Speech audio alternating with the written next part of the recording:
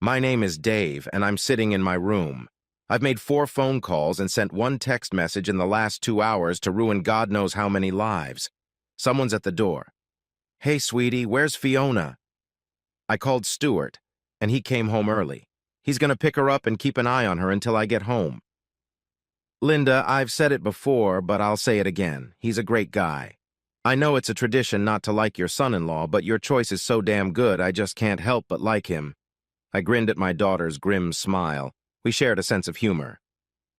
Have you told Pete yet, Dad? No, your brother is at sea right now. I'll write him later. Okay, Dad, I'm here for you, you know that. Yes, thank you, sweetheart. We were silent for a long time.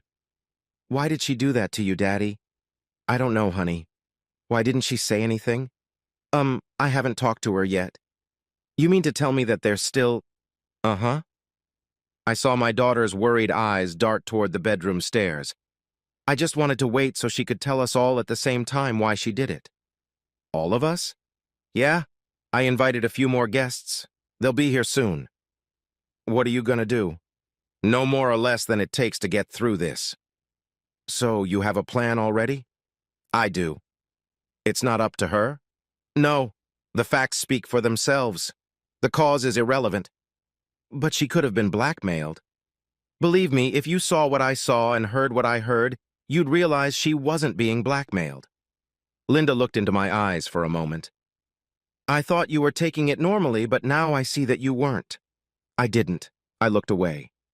No daughter should ever have to see her father cry. What would you have me do? You do what your conscience tells you to do. I won't think any better or worse of you, no matter what you decide. Thank you, Dad. Do you have any idea why she did it? I have no idea, honey. Until this morning, I thought we had a good marriage. What happened this morning? Well, your mother's always been bad at lying and keeping secrets. It's just not in her nature. After 27 years together, I know her habits like my own. She showers every morning. Every Tuesday and Friday, she washes her hair. She is in there for about 30 minutes. This morning, she spent almost an hour and a half in there. When I walked in there to tell her she was going to be late for work, I saw what kind of underwear she was wearing and what she was going to wear. It wasn't her usual office clothes. I asked her what her plans were for the day, and she said it was nothing out of the ordinary, just work. She was lying. Every time she thought she was going to be late for work, she started to worry. This morning, she was as cold as a cucumber. That's when I realized she wasn't going to work. So what did you do? I canceled work and parked a little further down the street. I was going to follow her when she left, but she wasn't going anywhere. I stayed there until the guy she works with at the real estate agency showed up around 11:30. I snuck in and made sure it was exactly what I expected, and then started thinking about what I should do. After that, I made a few phone calls, and here we are. Were there any leads, Dad? I mean, before today? I thought you were doing okay. No, honey, nothing. As far as I knew, I loved her, and she loved me. We were going to work a few more years and then retire and live happily ever after. Daddy, I have to ask you something. Did you ever... Don't even say it, Linda. No, I never betrayed your mother. I've never disrespected a woman so much in my life. Even when our sex life pretty much died a couple years ago, I just let it go. What? You haven't had sex in 2 years? No. Your mother was never overtly sexual. She just didn't seem to enjoy it very much. Sure, she seemed to enjoy it when we started, but that was in the beginning. When she went through menopause 2 years ago, everything just completely dried up. So when you found her today, it must have hit you hard?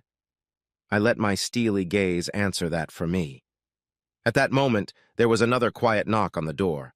I opened it and saw my father-in-law standing there. Come in, Paul.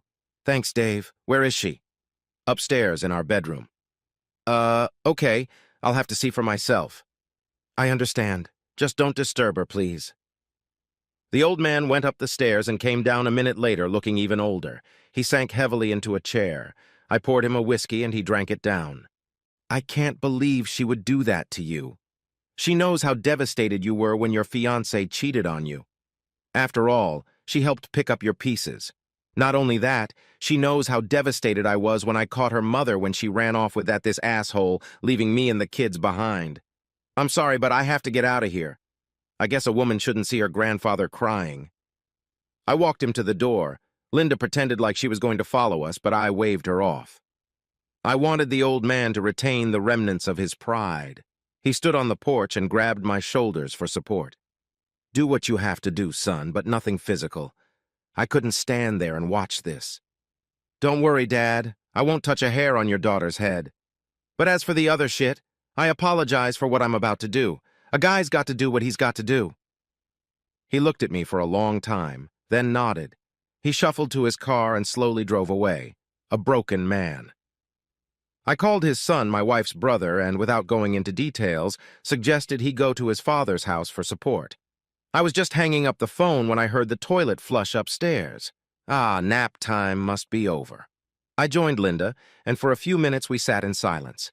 Soon we heard the creaking of the bed and the sounds of passion. See, Linda, does this look like blackmail to you? No, Dad. How can you sit there? Why don't you go kick that bastard's ass? Well, it's not easy, honey, but I have the ability to shut off my emotional side, sort of disconnect from all my feelings. So why torture yourself? Why not go upstairs and stop it? Throw the whore out. We have another visitor. As if on cue, there was another knock on the door. I opened to a sensible lady a few years younger than me. Surprisingly, she had a boy and a girl with her. They looked like teenagers. Is this Mr. Brown? Yes, please, call me Dave. I'm Jenny Smith, and these are my children, Robert and Sarah.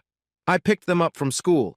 If what you say is true, I wanted them here, if only to realize that it was their father who destroyed our family. I shook Robert's hand. It was surprisingly firm. I introduced them all to Linda. You said you had proof, Dave. In response, I reached into my pants on the armrest of the couch and pulled out my wallet. I held it out to Jenny. She opened it and looked at the driver's license. A tear rolled out of her eye. She must have hoped what I'd said on the phone was a mistake. Her face was suddenly petrified. Well, Dave, where are they? In response, I simply put my finger to my lips in the international symbol of silence. We sat there listening to the grunts and groans. Son of a bitch. You haven't run into them yet? No, I wanted us to act as a team. I just made a video for us that I'm happy to share. I also set up a tape recorder and stuck it under the bed. We can go right now if you want. I suggest the kids wait until we meet up with, worthy performers. Yeah, you're right. Wait a minute, I have a locksmith to change the locks on my house. I was just waiting to see if you were right. I'm not really surprised. It's not the first time. He's such a smooth, talking little foo. Dang. Linda and I waited patiently while she called the locksmith, then her lawyer, and gave them both permission. We distracted her kids from the noise by talking about nothing. Then Jenny squared her shoulders. All right, let's go. Jenny, Linda, and I climbed the stairs while the kids downstairs waited for our signal. After Jenny peered furtively through the doorway, I gestured for them to stay away and entered the room myself. I stood at the foot of the bed and watched in disgust. What I had seen before was true missionaryism. Now he was taking it doggy style. I watched impassively as he thrust into her. She showed her appreciation with continuous moans. She refused to have doggy sex with me shortly after the wedding, said it was degrading. Suddenly she shrieked and collapsed on the bed. He let her rest for a moment, then resumed the action. She rolled over onto her back, and her eyes met mine. Her face stretched, and she cried out. Her lover followed her gaze and saw me too. Rising to his feet, he stopped and looked at my face. I could see that he had a very bad feeling about his physical safety in the near future. That's right, asshole. I'm bigger and uglier than you, and please believe me, I'm pissed as hell. Why don't you just go back to bed and cover yourself and my ex-wife? He was an obedient bastard, if nothing else. Within seconds, they were already lying side by side under the covers. I noticed that the look on Tracy's face went from shock to defiance. I let her speak first. Dave, I want a divorce. I'm in love with Joe, this guy. I'm sorry you had to find out like this. We were going to tell you tomorrow. It's okay, honey. By the way, I know his name is John Smith, don't I? I could see they were shocked. Not the smartest move, leaving your wallet in your pants pocket downstairs, asshole. Tracy, just idle curiosity, but why did you end our marriage like that? You had to know that catching you cheating would devastate me. Finally, I saw the shame on her face. I'm so sorry, Dave. We couldn't help falling for each other. I accept that, darling. but you could have not put the cart before the horse. You could have not fucked that asshole before you announced you wanted a divorce, couldn't you? I'm sorry, Dave. I just wanted to make sure John and I were compatible. We didn't want you to see us. If it helps, it was the first time. What? A test drive of a new model? A size test? Don't be rude, Dave. I don't want our marriage to end in a fight. Can't we break up as friends? That almost broke through my mental defenses. I assumed that under the pressure of this situation, it's like she's quoting tomorrow's pre-rehearsed speech. You've got to be fucking kidding me. We stared at each other until Tracy lowered her eyes. I decided it was time to start scoring. Your father wanted me to tell you how disappointed he is. He had hoped you wouldn't turn out to be a slut like your mother. Tracy's face turned white as a sheet. Yeah, I called him. I'm surprised you haven't seen him. He was just standing here half an hour ago. Why? Because, bitch, I wanted you to start feeling the same pain I've been feeling since that asshole showed up. I don't know what the kids would think of that. Oh, God, Dave, please don't tell the kids, please. Sorry, honey, too late.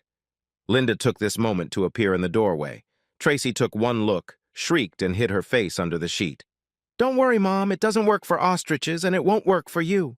Tracy just moaned under the sheet. Her bed partner continued to look very uncomfortable. When Dad called me, I questioned it. I just couldn't believe you would do that to him.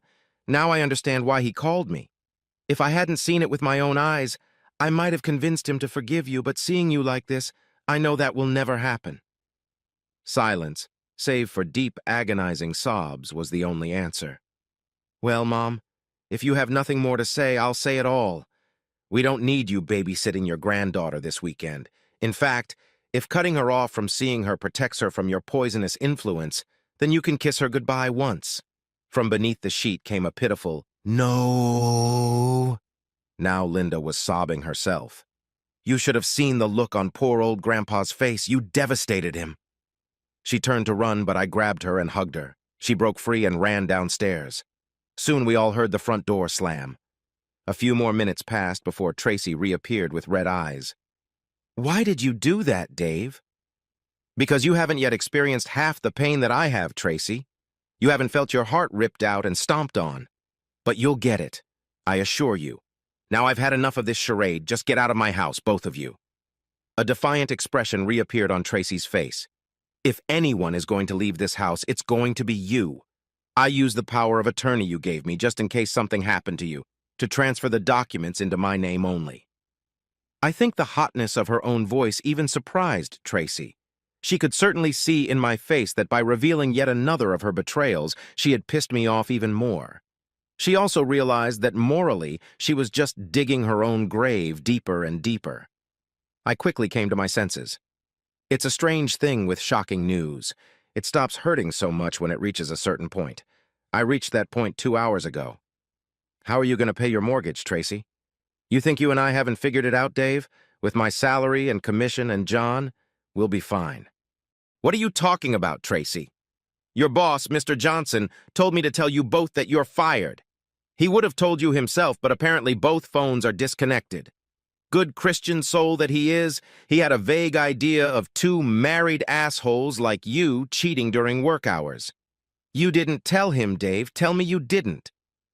Uh-huh. And sent him some nice pictures. Tracy's bedmate had finally found his voice. How do you know I'm married?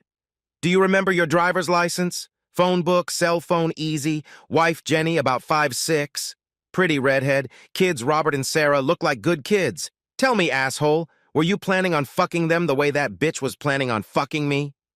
Please, Mr. Brown, don't tell my wife. Why not?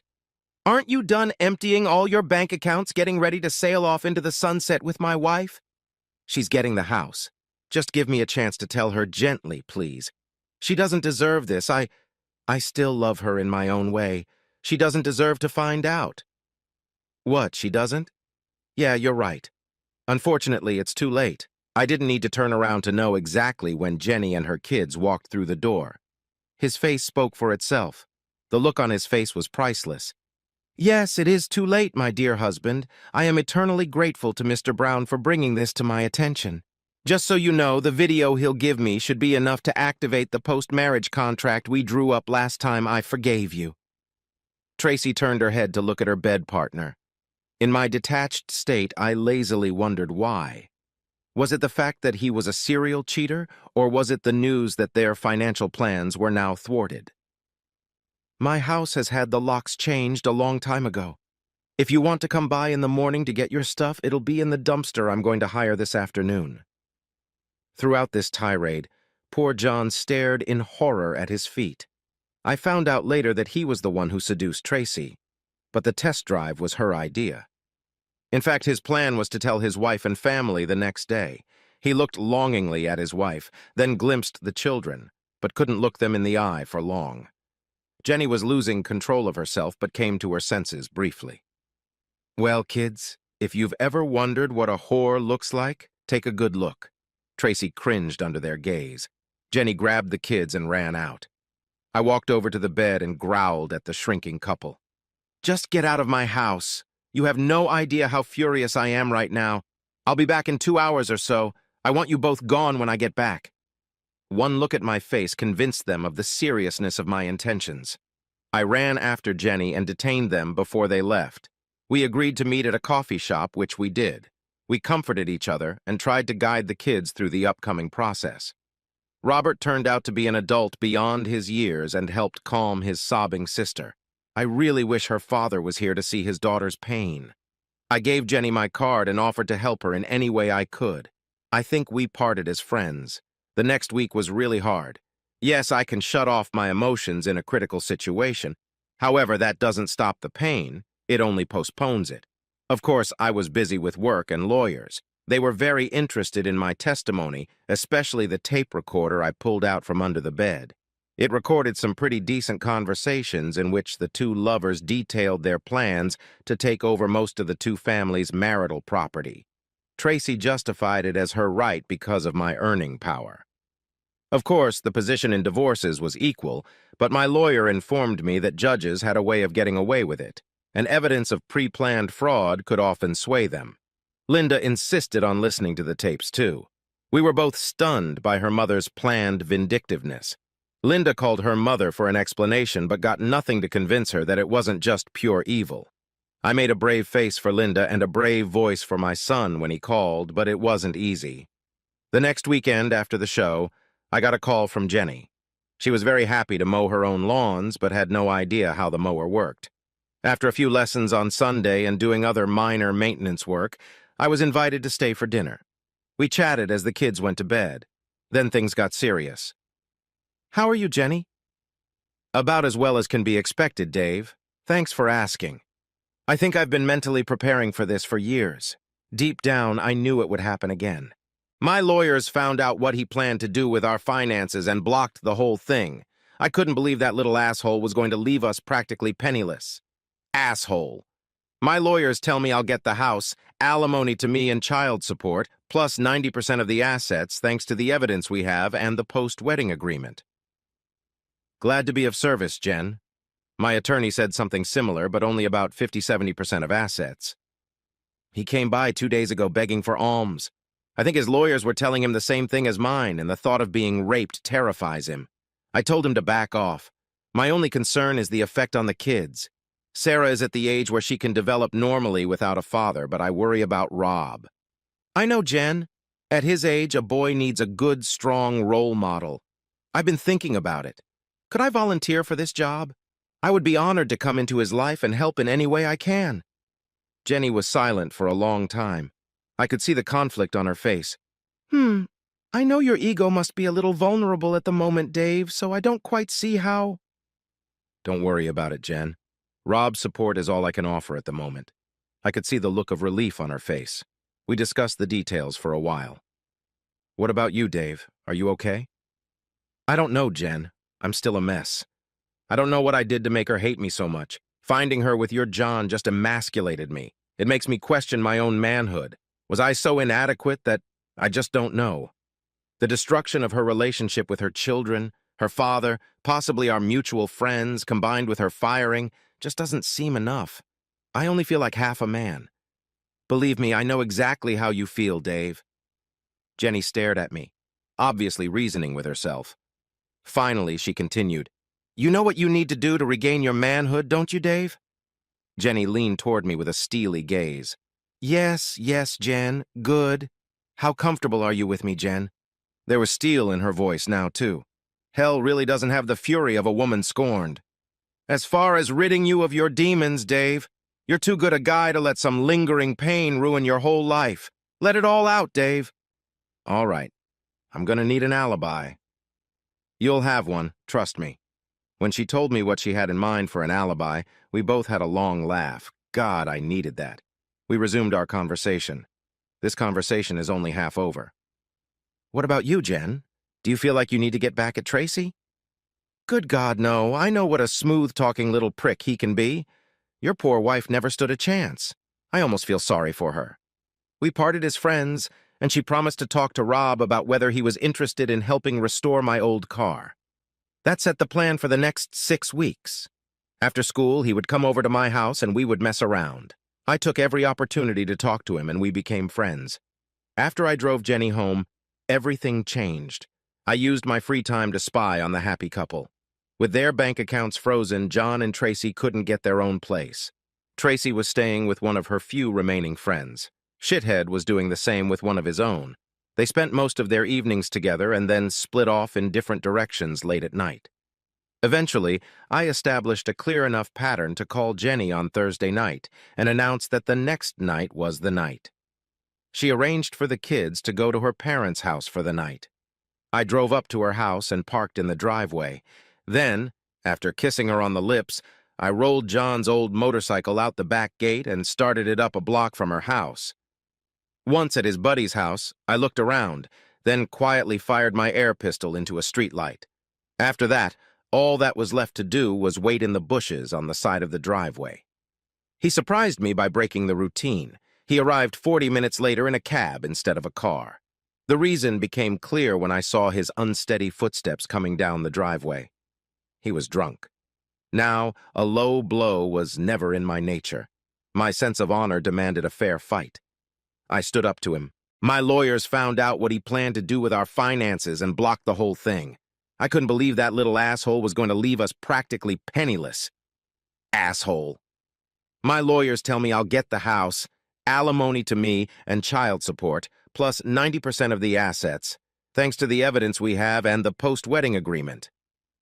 Glad to be of service, Jen. My attorney said something similar, but only about 50–70% of assets. He came by 2 days ago begging for alms. I think his lawyers were telling him the same thing as mine, and the thought of being raped terrifies him. I told him to back off. My only concern is the effect on the kids. Sarah is at the age where she can develop normally without a father, but I worry about Rob. I know, Jen. At his age, a boy needs a good, strong role model. I've been thinking about it. Could I volunteer for this job? I would be honored to come into his life and help in any way I can. Jenny was silent for a long time. I could see the conflict on her face. I know your ego must be a little vulnerable at the moment, Dave, so I don't quite see how— Don't worry about it, Jen. Rob's support is all I can offer at the moment. I could see the look of relief on her face. We discussed the details for a while. What about you, Dave? Are you okay? I don't know, Jen. I'm still a mess. I don't know what I did to make her hate me so much. Finding her with your John just emasculated me. It makes me question my own manhood. Was I so inadequate that— I just don't know. The destruction of her relationship with her children, her father, possibly our mutual friends, combined with her firing, just doesn't seem enough. I only feel like half a man. Believe me, I know exactly how you feel, Dave. Jenny stared at me, obviously reasoning with herself. Finally, she continued. You know what you need to do to regain your manhood, don't you, Dave? Jenny leaned toward me with a steely gaze. Yes, yes, Jen. Good. How comfortable are you with me, Jen? There was steel in her voice now, too. Hell really doesn't have the fury of a woman scorned. As far as ridding you of your demons, Dave, you're too good a guy to let some lingering pain ruin your whole life. Let it all out, Dave. All right. I'm gonna need an alibi. You'll have one, trust me. When she told me what she had in mind for an alibi, we both had a long laugh. God, I needed that. We resumed our conversation. This conversation is only half over. What about you, Jen? Do you feel like you need to get back at Tracy? Good God, no. I know what a smooth-talking little prick he can be. Your poor wife never stood a chance. I almost feel sorry for her. We parted as friends, and she promised to talk to Rob about whether he was interested in helping restore my old car. That set the plan for the next 6 weeks. After school, he would come over to my house and we would mess around. I took every opportunity to talk to him, and we became friends. After I drove Jenny home, everything changed. I used my free time to spy on the happy couple. With their bank accounts frozen, John and Tracy couldn't get their own place. Tracy was staying with one of her few remaining friends. Shithead was doing the same with one of his own. They spent most of their evenings together and then split off in different directions late at night. Eventually, I established a clear enough pattern to call Jenny on Thursday night and announce that the next night was the night. She arranged for the kids to go to her parents' house for the night. I drove up to her house and parked in the driveway.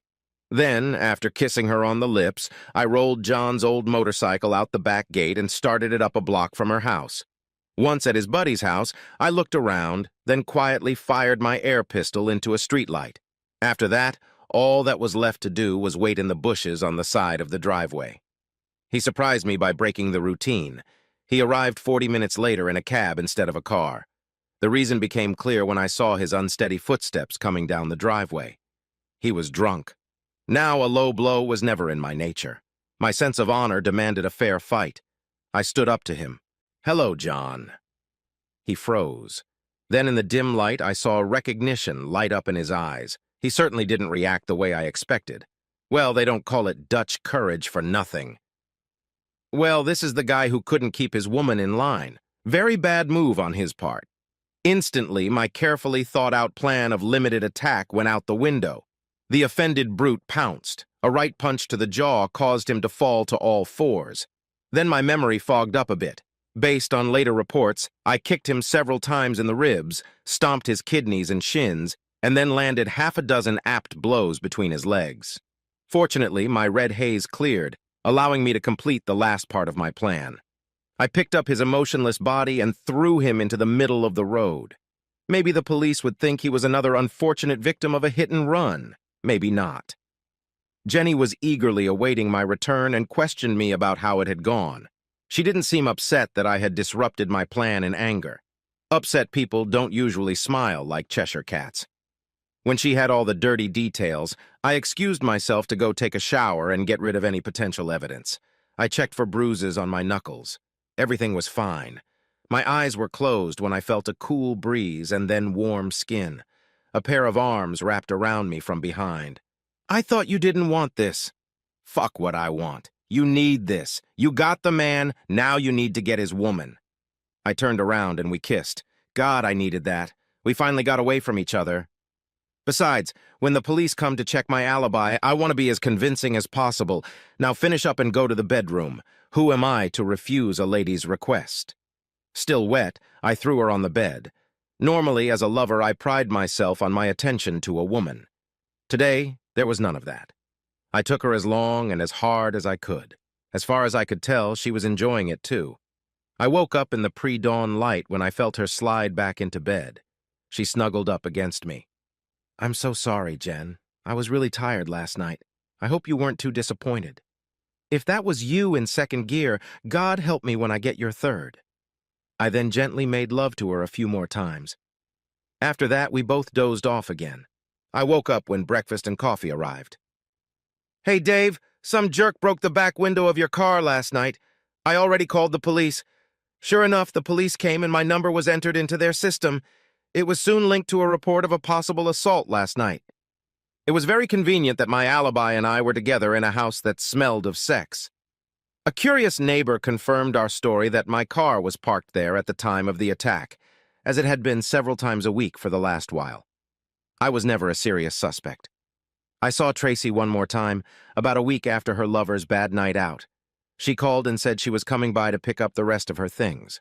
When I explained that everything had been donated to charity, she said she still wanted to talk. When her car pulled up, I looked out the window and saw Tracy standing next to her car talking on the phone. I opened the door in my robe when she finally knocked. She frowned at my choice of clothing, but my face gave nothing away when I invited her in. I took my phone and purse, carried them to the spare room, and closed the door. She was smart enough to guess that I suspected she might try to record this conversation. We sat down on either side of the kitchen table. Dave, you should know that I made a deal with my friend, that if I didn't call within 60 minutes, she would send the police here. I nodded in response to her wise precaution, but remained silent. There was only one thing I needed to tell her, and it could wait. Dave, can I just say how sorry I am that our marriage is over? Save your breath, Tracy. I have absolutely no interest in sitting here listening to you try to salve your conscience by justifying why you tried to destroy me. Okay, Dave. You're the one who beat up John, aren't you? I did. It took her by surprise. She obviously expected me to deny it. What? What's so hard to understand, Tracy? You asked me if I beat up an asshole, and I said yes. It was me. But why? He never did anything to you. Look, Tracy, extramarital sex can't screw up your brain that fast. When I saw you spread your legs for him, it completely emasculated me. It shattered my male confidence. It made me doubt my ability to satisfy a woman. It robbed me of my pride. She was shocked. I don't think she'd ever considered that aspect. That's what it means to cheat. After a while, I realized I had two choices. I could be a sad, lonely old man like your father, a useless, empty carcass, or I could fight my way out of the corner you and your lover have driven me into. Does it really surprise you that I chose the male option?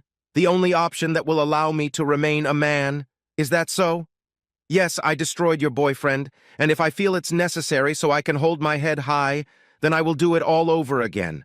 You forced me into this, Tracy. There can only be one survivor. To prevent you and him from destroying me, I must destroy you both. The words were spoken with such calm, chilling certainty that they left no room for doubt. Boo. But John and I just fell in love, Dave. We couldn't help it. You remember being in love, don't you? Yeah, Tracy, I remember 8 weeks ago. Like I said that day, it may not have been your choice to fall in love, but it was your choice what to do and how to do it. If you had just come to me and said, Dave, I've fallen in love with someone else, I want a divorce, then I would have been sad, but I would have gladly given you your freedom or fought to win back your love, whichever I chose at the time. By declaring your intentions the way you did, viciously and cruelly, you declared war on me. Betrayed everything I stand for, and everything I thought you stood for. What now, Dave? Can you leave John and me alone now that you've had your revenge? Yeah, I think I can, if only because I can't think of anything else to destroy. Thanks, Dave. Don't worry, Tracy. I'm not the one you should be worried about. Eh? I got my revenge on Johnny Boy. His wife hasn't gotten to you yet. I'd keep an eye on her if I were you. I can tell you she's a very mean lady. At that moment, a woman's voice came from the bedroom. Are you coming back to bed, Dave? You promised me 6 times a day and you haven't delivered yet. Who's that? It's Jenny. She ran off screaming. I went up the stairs to a fully clothed Jenny. She held me until the shivering stopped. As for Tracy, she flew off somewhere far away. I never tried to find her or contact her again. Like I said, my name is Dave, and I feel fine. I read somewhere that some people who take revenge on those who have wronged them find it an empty experience. Pig's ass! That's the most effective cure for depression I've ever heard of. Fuck it. It's time to stop dwelling on the past. I have a new life ahead of me. Jen and I never became a couple. We used each other to ease our frustrations pretty regularly, but lacked the necessary spark to move on to the next stage. But we were good friends and cared for each other. Under our joint guidance, things worked out for Rob and Sarah. I backed off when potential boyfriends were around her and stayed out of her bed until their relationship ended. 1 or 2 of them were a little scared of me, as I told them that if they hurt her in any way, they would have to answer to me. Before the last one proposed to her, he even asked my permission. He was a great guy, and I happily blessed their union. The wedding was very emotional. Her father left, and she asked me to walk her down the aisle. At the wedding, she introduced me to an old friend of hers. With my Jenny and self-therapy, I have become balanced enough to have a normal relationship, and am now considering asking Jenny to marry me. Well, why not? If it wasn't for the payback I put on the 2 crooks, would I have recovered enough to lead a normal life? Hell no. My name is Tracy, and for the past 2 years, my life has been hell. I think I can justify what I did back then. However, it's much harder to justify what I did last week. Looking back, I realized that my life with Dave was good. However, it has become stale. The only thing I have left is my first granddaughter. So when John started showing interest in me as a woman, I felt like a teenager again. He was attentive and caring, and what can I say? He swept me off my feet. In the back of my mind, I knew something was wrong with us, but it felt so damn good. Our relationship followed the usual pattern of talking, dating, kissing. I don't remember guilt ever being an issue. By the time we crossed the line and kissed, I already knew I loved him and he loved me. We planned to leave our spouses and get married. My friend Carol, who had gone through a difficult divorce, explained that her ex had taken over all the assets from the beginning, and it was very difficult for her to even hire a lawyer. That's why John and I quietly took control. I didn't know how his wife would react, but I was pretty sure my Dave would not be happy. We had often talked about what cheating was, and I realized that I would be out of line before John and I even announced our decision. I fully intended to give Dave whatever the court required after the divorce. I just wanted to be in the driver's seat and protect myself from any retribution. Carol also asked if I had slept with John. I had never particularly enjoyed making love, but a girl has to think she's still woman enough to be sexually attractive. I knew my husband still found me that way. He demanded that I hug him quite often. If I had the same spark for Dave that I had for John, this whole mess could have been avoided. Anyway, Carol planted doubts in my mind. What if John had a tiny buddy or would only last 5 seconds or something? When I needed sex sometimes, I wanted it to be good, didn't I? At my stage of life, sex was more of an emotional thing than a physical thing. I didn't expect John to be as good as Dave. Dave was attentive, gentle, and filled me up nicely. This is what spawned my latest catastrophic betrayal of my marriage. Thus, my first encounter with John was a double exercise. One to test him and the other as a final bonding exercise to steel myself for the emotionally demanding tasks we had planned for the next few days. Frankly, I wanted to capture John's attention so he wouldn't give up on our plans. Even then, I suspected he was a pretty weak man. Had I ignored the possibility of being caught and Dave freaking out? Did I think about how it would affect my father and children? The simple answer is no. I never expected to get caught, and if I did, I never expected Dave's nuclear response. As for the rest, I just didn't think about it. I never compared myself to my mother. I was so young when she left us that it just didn't enter into the equation. After all it cost me, I wish I could say that sex with John was mind-blowing, but it wasn't. His buddy wasn't tiny, but he wasn't of Dave's caliber either. It lasted a decent amount of time, but seeing that I was dry after a few minutes, it only made it uncomfortable. I caught myself pretending to be happy, just like I did with Dave. I still have no idea how Dave found out about my one and only cheating. It just didn't matter to me. I was devastated when I saw the hurt in his eyes when he walked into the room. Later, I tried to justify myself to myself, but of course I couldn't. He had never done anything bad enough to warrant it. My guilt manifested itself as disobedience for a very short time, but it didn't last long. The thought of my father witnessing my misbehavior and my daughter's words were just killing me. The look on John's daughter's face was almost as horrifying. I had no idea my husband was capable of such cruelty. When I got the call from the hospital about John's hospitalization, I instinctively knew it was Dave's doing. The doctors thought John's broken jaw, concussion, bruised kidney, 3 broken ribs, cracked tibia, and shattered groin were consistent with an accident. That's not what I thought. That's why I called the police and gave them Dave's name and license plate number. But when I called back 2 days later, they said Dave was not a suspect. That's why I stayed with John all week while he was in the hospital. I knew he needed my protection. Until 2 months ago, if you'd asked me if my Dave was capable of this, I would have said no way. Within 15 minutes, in my old bedroom, I glimpsed a new one. Dave's monster. The monster I knew I had created. A monster more than capable of boundless cruelty. Yes, I just knew it was Dave. That's why, just before John was discharged, I called Dave and arranged to meet at our old house. This shit had to stop. Hadn't he gotten his revenge yet? John and I were both destroyed. We needed to face it. I was sad to walk to my front door, not as sad as I expected from the upcoming conversation. How had I gone from loving a man to thinking of him as an enemy in such a short time? Before ringing the doorbell, I called Carol and told her to call the police if she didn't hear from me in an hour. The door was opened by Dave in a robe, unusual. There was no expression on his face as he invited me in. When he asked me to hand over my phone and purse, I scolded myself for not thinking to bring my voice recorder. Then I asked myself why. He would never admit to the assault.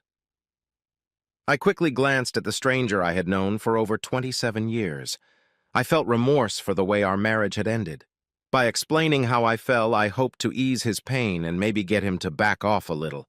He shut me down as soon as I started, said he wasn't interested in why. His tone was harsh and his expression blank. Who was this guy? I didn't recognize the face or the voice. I was stunned when he nonchalantly admitted to beating up John. When I heard his motivation, I realized why he did it. Let's just say it did nothing to assuage my conscience. I genuinely didn't understand why Dave hated John so much. He, of course, was very quick to put that thought in my head. I suddenly realized how self-centered I had become. It blinded me and allowed me to rationalize the completely unacceptable. I suddenly realized not only what we were being punished for, but that judging by the look on Dave's face, there was more to it. My question of whether he remembered what love was part of my prepared speech. His answer was like a knife stabbed into my stomach. How else could a decent man feel? I knew I had to run. I didn't realize John's wife was a physical threat until I heard Dave's words. With a flash of insight, it was suddenly as if I was in her shoes. What would I do if she did to me what I'd done to her? A chill ran down my spine. When I discovered she was upstairs, I ran. I picked John up from the hospital, and we both ran. Both divorces were finalized. The papers were delivered to our mailbox located 2 towns away from my new home. The stress of living anonymously with no friends and constantly looking over my shoulder was overwhelming. Eventually, we had some money. The waiting was hard.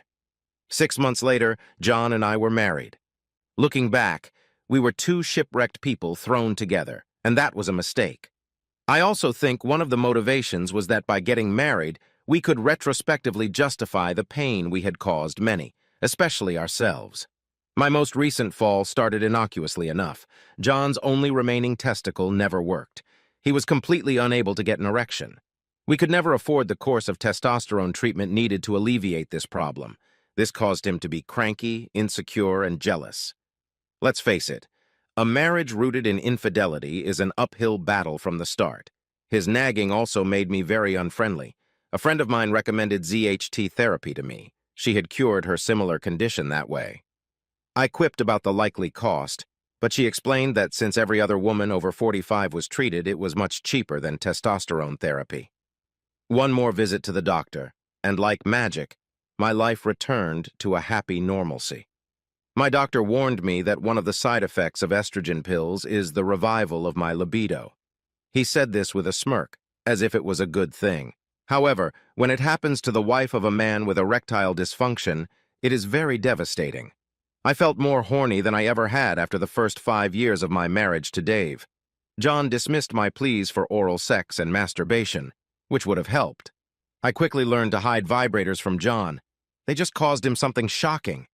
When a guy at my new job started showing interest in me, I couldn't help but respond. He was much younger than me, and it was very flattering. Hiding our dating was extremely difficult. The insanely jealous John was much harder to fool than Dave. The first time we kissed, I felt like I'd been electrocuted, not from excitement, but from a strong sense of déjà vu. I refused to go through it again. I refused to cheat. I thought long and hard, but I finally came up with a solution. It was far from perfect, but John had to respect my motives, didn't he? So I sat John down on Thursday night last week and told him as gently as possible that I wouldn't be home on Friday night. I have a lover to meet. I'll be discreet. It's just sex, and I'll never rub his nose in it. I took his silence Thursday night and Friday morning as reluctant agreement. After treating me to dinner and a disappointingly short sex session, my new lover fell asleep. Embarrassed, I went home to the trailer where John and I lived. He wasn't there. The wail of sirens at dawn alerted me to the fact that he was hanging swinging from a tree. I did it again. Destroyed the man. I prepared myself for the payback I knew he had orchestrated. I was surprised to find that it consisted only of a suicide note and a letter to his lawyer. So the suicide note was emailed to all of our remaining friends who immediately dumped me. The letter to his attorney was to change the beneficiaries of his insurance policy and his will from me to his children. When will I learn? Never touch a man's pride.